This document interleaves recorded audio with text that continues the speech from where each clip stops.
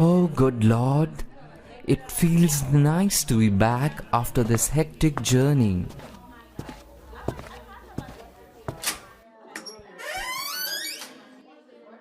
Hey, wait a minute.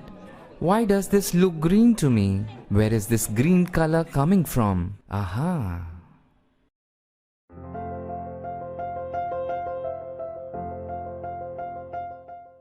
Penicillin is one of the biggest breakthroughs in the history of medicine that saved humankind from the dreadful diseases caused by bacterial infections. Penicillin proved to be the medication that increased the human life expectancy by 23 years. I was born in Scotland and I studied in St. Mary's Hospital in London. And later, I started teaching bacteriology.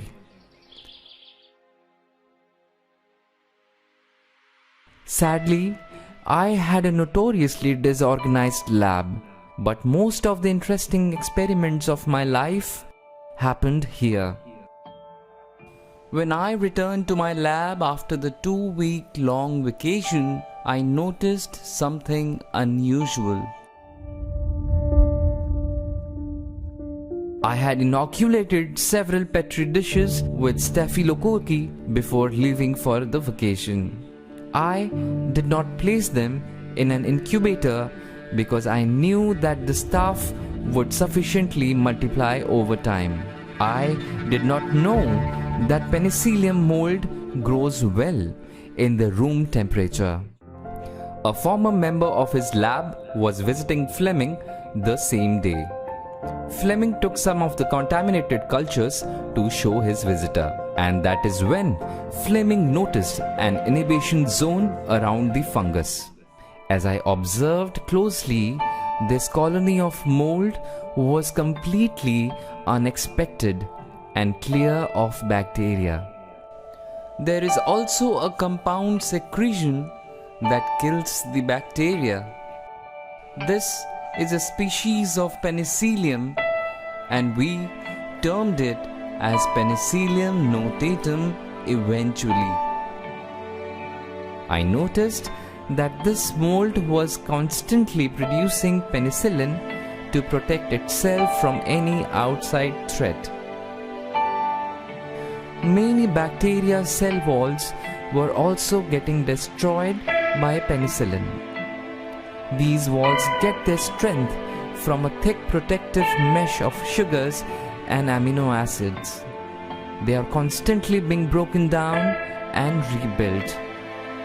Penicillin also releases highly reactive molecules that cause additional damage to the bacteria. With these constant attack by penicillin, the bacteria dies soon.